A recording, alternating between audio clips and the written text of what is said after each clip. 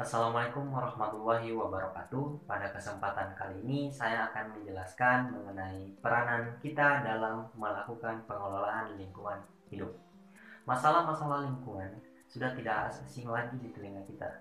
Ini merupakan masalah yang sangat serius di era sekarang. Peran dari pemerintah sangatlah penting sebagai pembuat kebijakan untuk mengatasi masalah-masalah tersebut.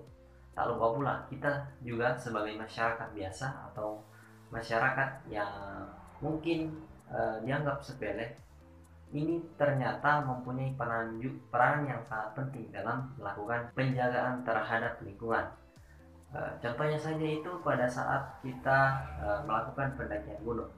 Sebenarnya banyak cara yang dapat kita lakukan pada saat untuk menjaga lingkungan pada saat mendaki gunung.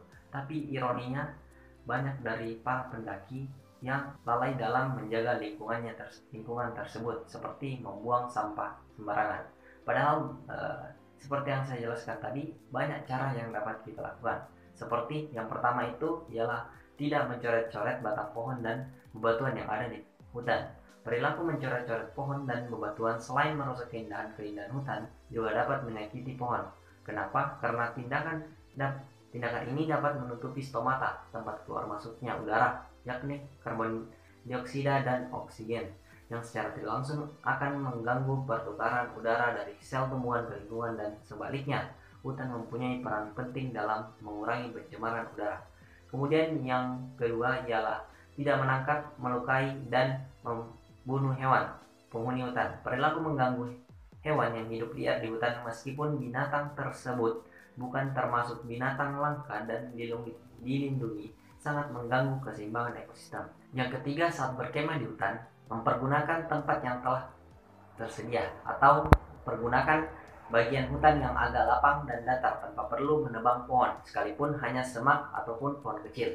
Yang keempat, tidak meninggalkan puntung rokok yang belum benar-benar mati. Meskipun hanya bara kecil, tetapi puntung rokok bisa menjadi salah satu penyebab kebakaran hutan, terutama saat musim kemarau. Yang kelima, tidak meninggalkan sampah, terutama sampah anorganik seperti plastik dan kaleng. Yang keenam, menyimpan sampah yang kita hasilkan dalam suatu wadah khusus, kemudian buanglah di tempat sampah yang semestinya atau dimusnahkan di luar hutan.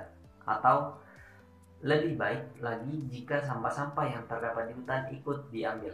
Yang selanjutnya, mempergunakan ranting atau daun yang telah patah atau jatuh saat membuat api unggun, karena perilaku menebang pohon untuk membuat api unggun dapat merusak hutan.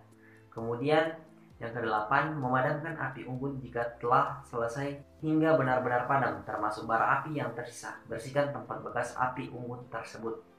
Dan yang terakhir, tidak membawa pulang tumbuhan atau binatang dari hutan. Simpanlah kenangan manismu selama berada di hutan dalam bentuk foto atau video sebagai oleh-oleh. Dengan perilaku bijak seperti ini, kita dapat menikmati tanpa harus menyakiti. Sekian dari saya. Wassalamualaikum warahmatullahi wabarakatuh.